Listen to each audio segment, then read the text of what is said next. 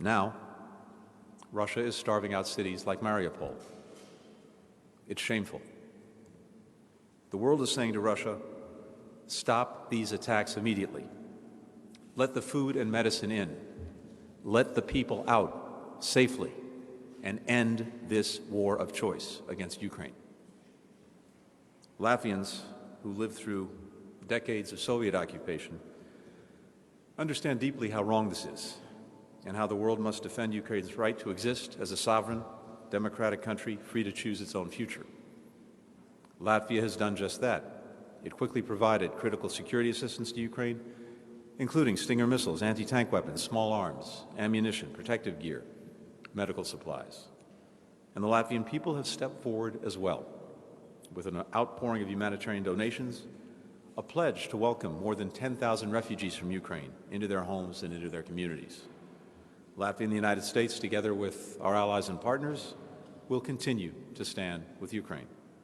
We're surging our security assistance to strengthen Ukraine's capacity to defend itself. We're increasing humanitarian aid to the Ukrainian people, both those still inside Ukraine and those who have had to flee. We're raising the costs on the Kremlin and all who aid and enable it for continuing this war.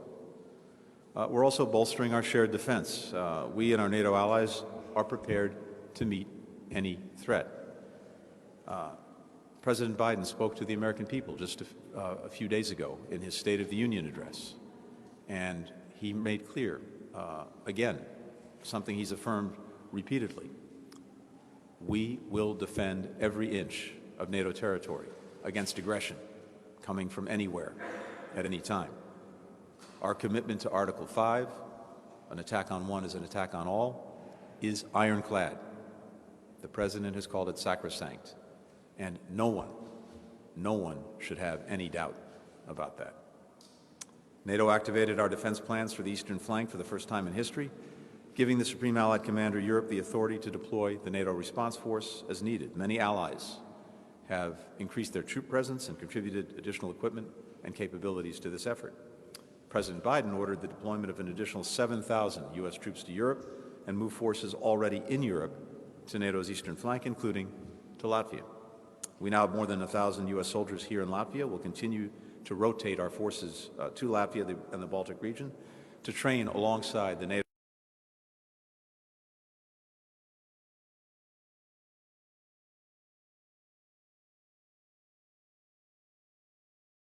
Augment NATO's enhanced air policing mission. We're also working with Latvia and Baltic partners on security in other realms, cybersecurity to protect critical infrastructure against malicious actors, and energy security so that Latvia's energy supply is not dependent on Russia. Latvia hosts the NATO Strategic Communications Center of Excellence, a critical resource in this time of information warfare, something Edgars and I talked about, and we're working together to support independent media, to push back against disinformation, including by helping young people to be able to identify it. Our collaboration in these areas is, quite simply, more important than ever, and I look forward to continuing that.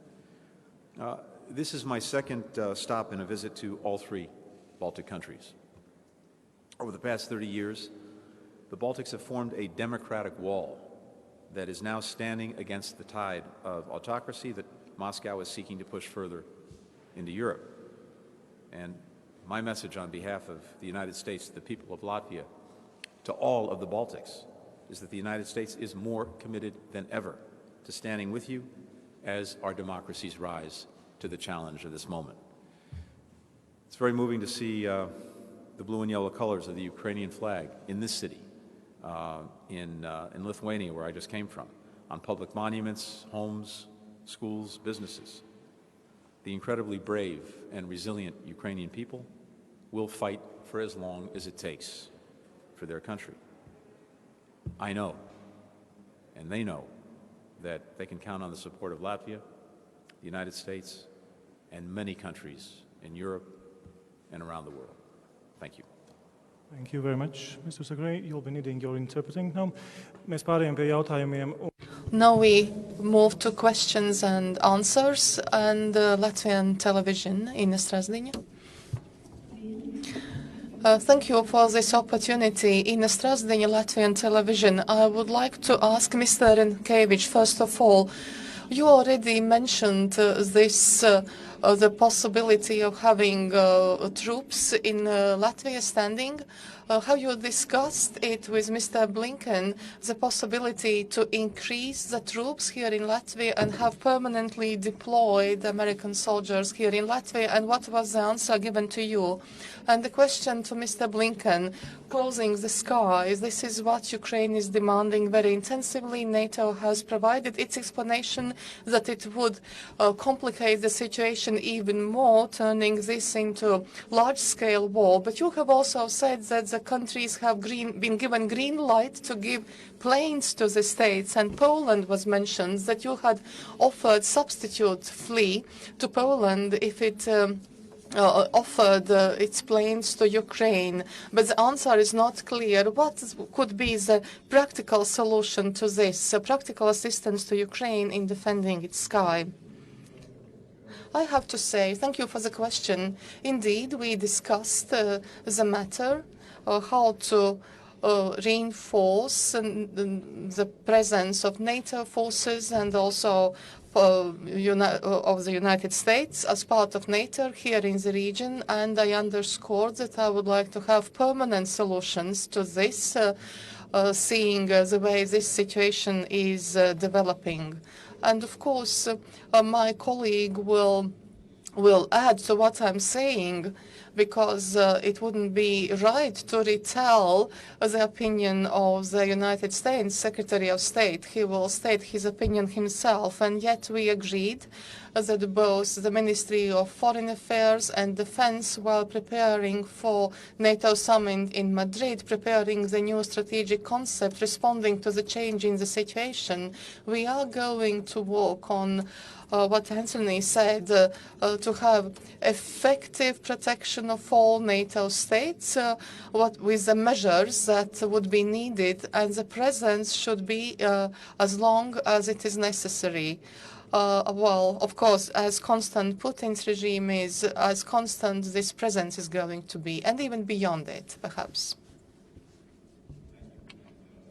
I very much agree with what Edgars has said. Just a couple of things in response to the question. First, as I noted, we have, and NATO has, already significantly reinforced the eastern flank, including right here in Latvia, with the addition of forces, with the addition of equipment, with the addition of the F-35 strike fighter planes. We're doing this in close partnership with NATO allies. Canada, of course, is playing a lead role here in Latvia. We also are, on a regular basis, reviewing our global posture, and that will continue. And of course, as we do that, we have to factor in the latest developments, including this aggression from Russia. So all of that will factor into our thinking, into our decisions about what we do going forward. And of course, we're working on all of these issues within the NATO alliance. That's vital as well. Second, it's very important to note everything that has been done and continues to be done to help the Ukrainians defend themselves. Over the last year, the United States has provided more than $1 billion in security assistance to Ukraine. Just within the last couple of weeks, President Biden created the authority to provide an additional $350 million in defense support to Ukraine. And within a week, most of that, about 70%, is already in the hands of Ukrainians, being used very effectively against the Russian aggression. A few days ago, the President made a request of our Congress for emergency aid of $10 billion. And that $10 billion, which I believe Congress will provide very quickly, will go to additional security assistance for Ukraine. It will go to humanitarian assistance for Ukraine, both inside Ukraine and outside. And it will go to further efforts to reinforce NATO's eastern flank. So All of that is ongoing, and as Edgars said, what we're focused on is what can we do to continue to help the Ukrainians be as effective as possible in what they're doing, which is defending their country against this Russian aggression. That's what we're focused on, and our military experts are focused on. I've talked about, and the Secretary General of NATO have talked about the question of the no-fly zone before. And just to be clear and to repeat where we are, our efforts are all in the direction of ending this war as quickly as possible, ending the suffering as quickly as possible. And what we don't want to do is to widen it, and to widen it to our own countries, to our own territory. The no-fly zone, to be very clear about what that involves, is that means that if Russian planes violate the zone that's declared, we shoot them down. And that runs the considerable risk of creating a direct conflict between our countries and Russia, and thus a wider war, which is in no one's interest, including in the interest of the Ukrainian people. But, and I want to repeat this very clearly, when it comes to any aggression of any kind against NATO territory by Russia or anyone else for that matter, we are absolutely committed to the defense of that territory, every square inch. And President Biden has made that repeatedly clear as well. Thank you very much, Mr. Secretary. Wall Street Journal, William Malden, please.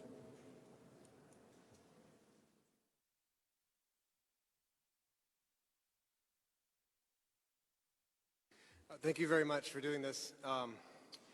For Minister Rinkevics, you mentioned effective protection is needed for Latvia and the Baltic countries. What constitutes effective protection? Did you ask for any new types of military hardware or other support?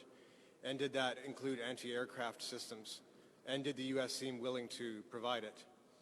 I also wanted to ask Secretary Blinken, you have upcoming meetings with Foreign Minister Lapid of Israel, with President Macron of France.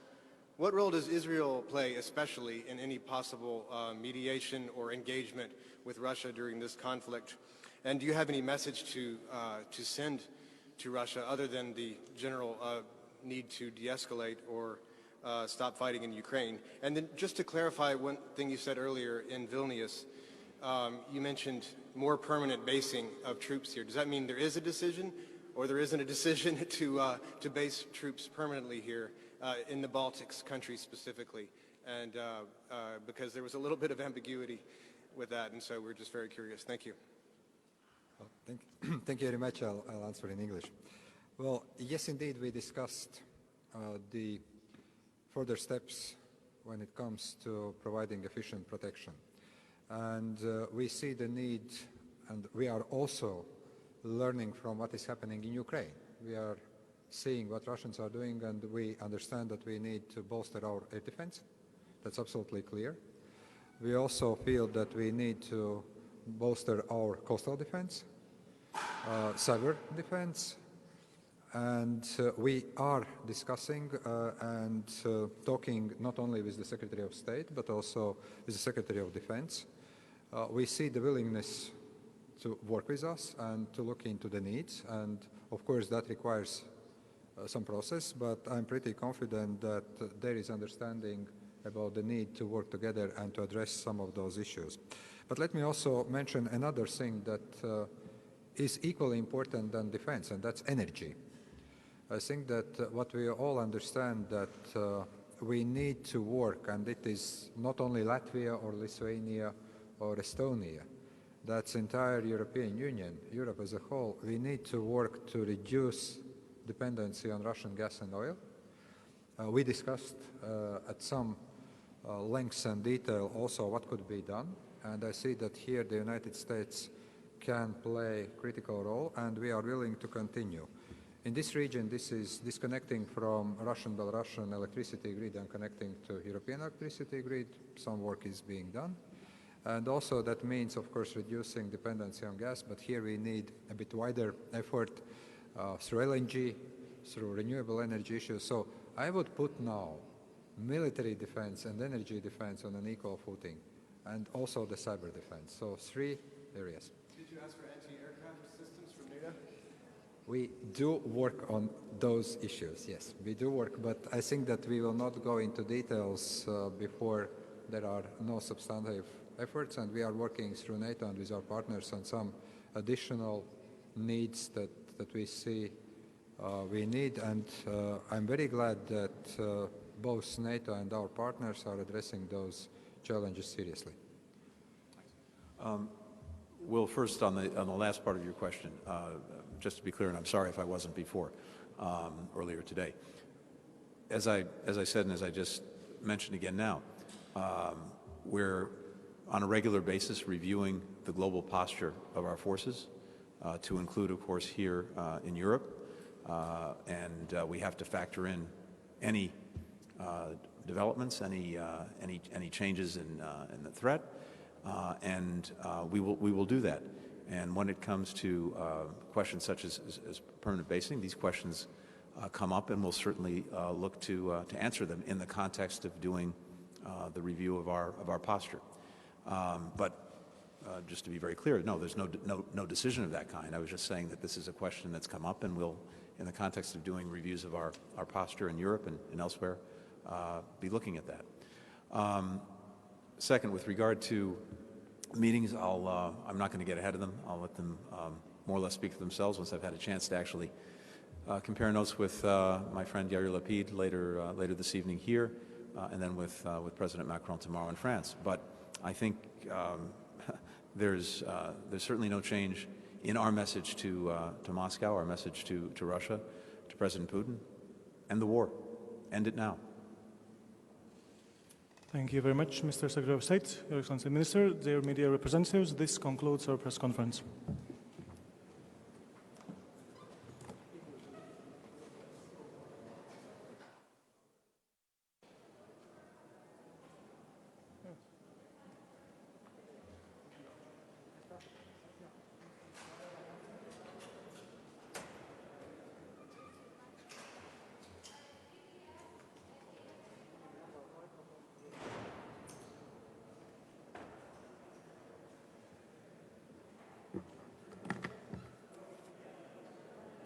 So media, please, interested in covering downstairs, this is your time. Go.